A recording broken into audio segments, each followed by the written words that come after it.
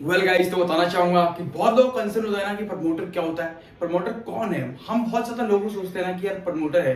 हमने देखा कहीं पे प्रमोटर लिखा हुआ है 25% की इसकी होल्डिंग है इस कंपनी में। अब सोचते हैं प्रमोटर कौन है, प्रमोटर क्या करता है, प्रमोटर है कौन जो इस कंपनी में इन्वेस्ट करता है। फिर हम सोचते हैं प्रमोटर ये होगा ऑपरेटर जो कि मार्केट को ऊपर लेके जाता है, मार्केट को नीचे लेकर के आता है। फिर जानते हैं प्रमोटर यार कोई होगा जो बहुत ज्यादा शेयर होल्डिंग लेके रखता है तो हमें लेना चाहिए। बहुत ज्यादा लोग कंसर्न होते हैं प्रमोटर होता कौन है।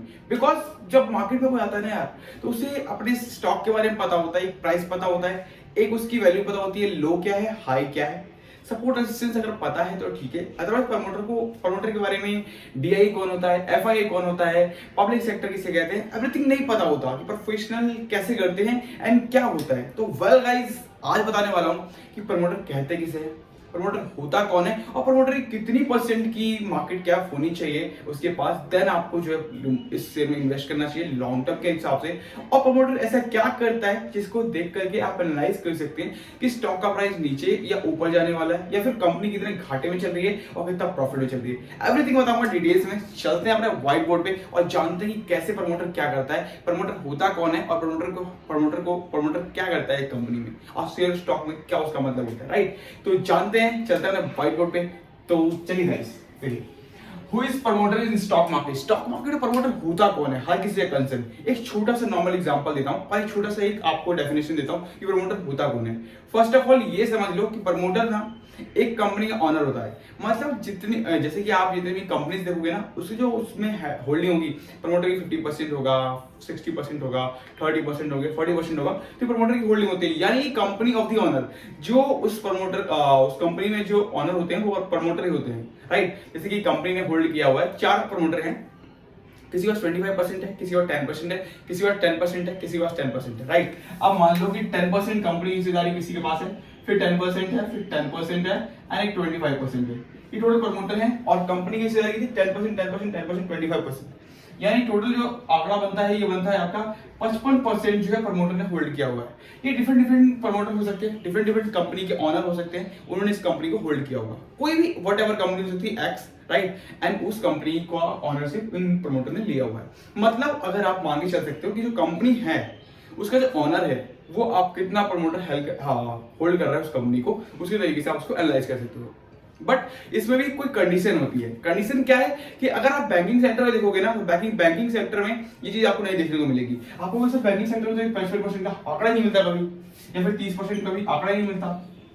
यस, क्यों? क्योंकि यहाँ पे आरबीआई की सब गाइडलाइंस हैं कि अगर कोई कंपनी जैसे कोई बैंक है, उसके ऊपर इतना ज्यादा होल्डिंग नहीं दे सकते किसी भी पर्सन को, जिससे कि वो अपनी मनमानी करे और उसको अपनी चला पाए, राइट। तो उसके अंदर क्राइटेरिया है कि 10 to 15% का जो है उसको होल्डिंग मिलती है। 10 to 15% की होल्डिंग जो है किसी एक पर्सन की रहती है किसी भी बैंक में, जो उसको होल्ड कर सकता है। अदरवाइज वो पब्लिक सेक्टर में रहेगा या फिर डीआई एफआई इस तरीके से बटा रहेगा। बट किसी एक पर्सन के पास इतनी ऑनरशिप नहीं रहेगी कि 55% एक किसी कंपनी के पास है या फिर 30% है, 35%, मतलब एक पूरा तिहाई नहीं जाएगा। एक लिमिटेशन दे रखा है आरबीआई ने, उस तरीके से होता है बैंकिंग सेक्टर में। अब आप कहोगे कि सर ऐसा तो ठीक है, तो मान लो कि देखो अब एक नॉर्मल सा एग्जांपल देता हूं कि कंपनी का जो होता है ना प्रमोटर, तो देखो प्रमोटर की अगर होल्डिंग 30 to 35% से ऊपर की है, अबव देन है, देन आप इन्वेस्ट करो, एक अच्छा स्टॉक है। बिकॉज जो कंपनी का ऑनर है उसे ट्रस्ट है अपने शेयर्स पे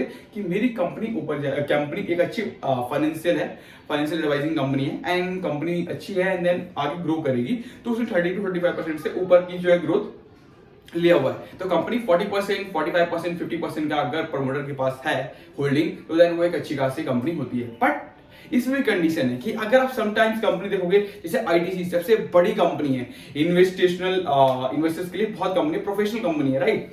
तो आईटीसी के पास देखोगे तो प्रमोटर की संख्या ही नहीं है, 0% का प्रमोटर है इसमें, प्रमोटर की कोई हिस्सेदारी नहीं है। तो आप कहोगे सर कि ये 0% का प्रमोटर है तो क्या ये कंपनी अच्छी नहीं है? नहीं, ये कंपनी प्रोफेशनल है। मतलब इसके ऊपर ना जो डीआईआई, बड़े इन्वेस्टर्स एंड एफआईआई, इन दोनों ने मिलकर कम से कम 30% का जो मार्केट कैप है वो उन्होंने कैप्चर कर रखा। 30% की investment DI, domestic institutional investors, and FII, foreign investors, right. तो ये दोनों ने इनको पूरा हैंडओवर कर रखा है। 30% to 35% का जो इनका होल्डिंग है वो एडीसी के पास, राइट। तो ऑनर जो कंपनी का होता है वो होता है प्रमोटर। अब इतना समझ में आ गया होगा कि प्रमोटर कौन होता है? एक कंपनी का ओनर जिसके पास कंपनी की हिस्सेदारी होती है 10%, 20%, 25%, 30%, 35%, राइट। अब हमने ये भी सीखा कि कंपनी का हमें हिस्सेदारी पता है कि कंपनी का हिस्सेदारी कितनी होनी चाहिए, ठीक है, और कंपनी का जो प्रमोटर है वो होता कौन है। इसका आंसर मिल गया। अब देखो, अब कंपनी के पास कितनी चीजें हों जिससे कि हम किसी शेयर में बाय करें। कंपनी के पास अगर मान लो 35% या 40% से ऊपर की होल्डिंग है उसके ओनर के पास, प्रमोटर के पास, देन हम उस कंपनी में इन्वेस्ट कर सकते हैं। बिकॉज ऑफ दिस कि उसका पर्पस ये होता है कि जो शेयर हम बाय कर रहे हैं उसके मालिक जो उसका ओनर है उसको ट्रस्ट है कि इस कंपनी जो मेरी कंपनी है वो बिल्कुल ठीक है और अच्छी तरीके से ग्रो करेगी। बिकॉज तभी तो उसने 35% to 40% का जो है शेयर होल्डिंग अपने पास रखी है। अदरवाइज वो क्यों रखता? वो तो बांट देता, पब्लिक सेक्टर में दे देता, डीआईए एफआई खरीद दो या फिर पब्लिक सेक्टर में पूरा स्टॉक खरीद देता। वो अपने पास नहीं रखता स्टॉक, 10% to 5% का स्टॉक रखेगा, राइट। अगर उसे अपनी कंपनी में ग्रोथ नहीं दिख रहा, कंपनी अच्छी नहीं है, कंपनी फ्यूचर के लिए कुछ नहीं है, but right now boom back कर रही है, तो इसलिए वो 5 to 10% के उसका प्रमोटर का उसमें हिस्सेदारी होगी, राइट। अब देखो, जब हमें पता है कि हिस्सेदारी कितनी होनी चाहिए प्रमोटर की, प्रमोटर होता कौन है, दूसरी बात चल गई। अब देखो जानते हैं। अब यस बैंक है, एक नॉर्मल सा एग्जांपल देता हूं। यस बैंक है, जब ये गिरा था ना तो आप कहोगे सर यस बैंक पहले था किसी एक पर्सन के पास, राइट। अब यस बैंक वहां से लूट के गिरा। अब गिरने के बाद क्या हुआ ना कि अभी इसके पास पूरी हिस्सेदारी किसी एक पर्सन के पास नहीं है। यहाँ पे हिस्सेदारी के लिए डिफरेंट पर्सन है। एक्सिस बैंक के पास 10% के आसपास है, एचडीएफसी ने कुछ होल्ड कर रखा है, कुछ आईसीआईसी के पास है, कुछ कोटक बैंक के पास है। मतलब 4 से 6 बैंक हैं जिन्होंने इन बैंक को पूरे होल्ड कर रखा है और उसके पास इसकी हिस्सेदारी। ये नहीं इस बैंक का पूरी होल्डिंग एसबीआई के पास है, ऐसा नहीं है। एसबीआई ने होल्ड किया है बट एसबीआई के पास थोड़ी सी ज्यादा है, बट इतना नहीं कि इस कंपनी को पूरा मैनेज कर पाए, राइट। एसबीआई के ऑनर को इतना नहीं है, बट लेकिन यस एसबीआई ने होल्ड किया हुआ है सारे बैंक में अलग अलग तरीके से, बट इसमें 6 से 7 प्रमोटर होंगे जो कि सारे अलग अलग बैंक है। एक्सिस है आपका, इसमें मिल जाएगा, आईसीआईसी मिल जाएगा, आईसीआईसीआई मिल जाएगा, एचडीएफसी है, कोटक है, इन सब ने अपने अपने तरीके से इसको होल्ड किया हुआ है। तो जब बैंक गिरा तो देन उसको उन्होंने होल्ड कर रखा है। तो इसी तरीके से जो बैंकिंग सेक्टर में जो स्टॉक होते हैं उनको कंपनी कभी भी, उनको जो आरबीआई है कभी भी एक ऑनर के पास पूरा नहीं जाने देती, जिससे कि उसमें कोई मनमानी ना चल सके और वो अपने तरीके से काम कर पाए, राइट। तो ये होगा तीसरा पॉइंट। चौथा, आईडीसी एक प्रोफेशनल इन्वेस्टर्स होते हैं जो इन्वेस्ट करते हैं पैसे को, तो उसमें जो है प्रमोटर की परसेंटेज नहीं भी होती है तो भी हम उसको बाय कर सकते हैं, क्योंकि वहां पे domestic investors and foreign investors ये दोनों वहां पे मिलते हैं हमें। तो वहां पे एक अच्छी खासी अगर इन्वेस्टमेंट है इन दोनों की, तो एक जो प्रोफेशनल इन्वेस्टर्स हैं अगर उन्होंने इन्वेस्ट किया है तो हम एक अच्छा खासा स्टॉक में इन्वेस्ट कर सकते हैं उनके फाइनेंशियल कंडीशन को देखने के बाद कि यस इस कंपनी में हम अप्रोच कर सकते हैं। बट उसकी रिसर्च एंड एनालिसिस करने के बाद ये आप पे डिपेंड करता है आप कितना एनालिसिस एंड रिसर्च करते हैं उस कंपनी के लिए, राइट। अब हमारा चौथा क्वेश्चन कंप्लीट हो गया। अब देखो मैं बताता हूं आपको, अगर आप एक कंपनी उठा के देखो, राइट, और एक आपको एक कंपनी का नाम एक्स बताता हूं मैं, जैसे कि एक्स के नाम की कंपनी है, ठीक है, एंड उसके बाद अभी तक अगर आप देखोगे चेक करके तो 2018, 2019, 2020, 2021, ठीक है, एंड उसके बाद कंपनी का प्रमोटर की लिस्ट लिखोगे, प्रमोटर, एंड यहाँ पे प्लेज होता है कंपनी की जो शेयर होल्डिंग होती है उसको, राइट। तो देखो कंपनी का जो ओनरशिप का जो होल्डिंग होती है उसको प्लेस कहते हैं। अब मान लो 2018 में ना 57 था, 57.75 था, और उसके बाद कम होते होते 57.25 रह गया, 57 उसके बाद 2020 में 57.20 रह गया, इससे 57 आ गया, ठीक है। मतलब यहाँ पे जो था 82%, 83%, 84%, 85%।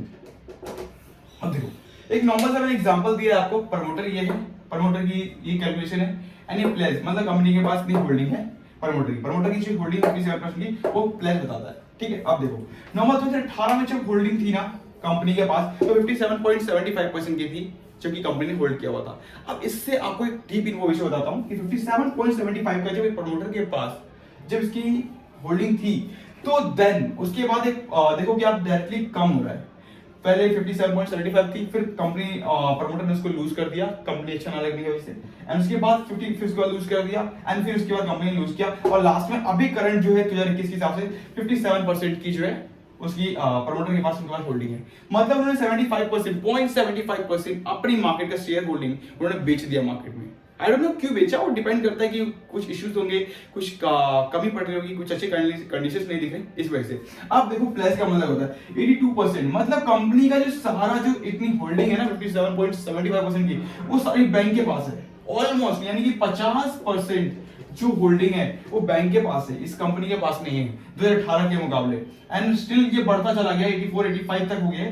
तो ये स्टिल जो बढ़ रहा है ना, ये स्टॉक, ये जो आपका जो प्लस बढ़ रहा है, तो प्लस बढ़ने का मतलब जो बैंक से इनकम कंपनी का लोन ज्यादा है एंड कंपनी सर्वाइव नहीं कर पा रही है, और अपने चीज शेयर को जो है लोन के अंदर ही दे दिया रही है, और सारा जो प्लस बढ़ने के बाद ये जो है बैंक के पास जा रहा है, ये शेयर होल्डिंग बैंक के पास जा रही है, और ये जो शेयर होल्डिंग है प्रमोटर के पास 57.75% का, उसमें से कम 50.55% जो है जो मार्केट शेयर है वो सिर्फ बैंकों के पास है लोन के रूप में, कि आप उस कंपनी ने लोन ले रखा है, उस कंपनी का शेयर होल्डिंग बैंकों के पास गया हुआ है, राइट। तो ये कंपनी लॉस में जा रही होती है, और देखो आप प्रमोटर 57.75 लेके के आया था, उसके बाद 57% पे रह गया है, मतलब धीरे धीरे अपने शेयर्स को बेच रहा है, एंड उसके बाद जो बचा हुआ है वो कंपनी के पास चला गया, मतलब जो बैंक है उसके बाद उसका शेयर पर चला गया, क्योंकि कंपनी ने लोन ले रखा है। तो ये प्रमोटर की पूरी चीज जानकारी होती है।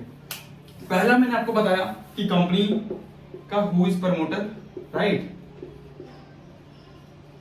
दूसरा मैंने आपको बताया कि कंपनी का प्रमोटर तो ठीक है, उसके बाद मैंने आपको दूसरा एक एग्जांपल दिया कि प्रमोटर होता प्रमोटर की कितनी वैल्यू होनी चाहिए, ठीक है, परसेंटेज ऑफ द प्रमोटर कितना होना चाहिए। तीसरा मैंने आपको बताया कि आप कंपनी का यस बैंक है तो बैंक में क्या होता है प्रमोटर का role, right, bank role to come promoter क्या होता है। उसके बाद चौथा मैंने आपको बताया कि किसी प्रोफेशनल इन्वेस्टर्स अगर नहीं भी है किसी कंपनी में तो कैसे हम इन्वेस्टमेंट कर सकते हैं, एग्जांपल मैंने आईटीसी का दिया आपको।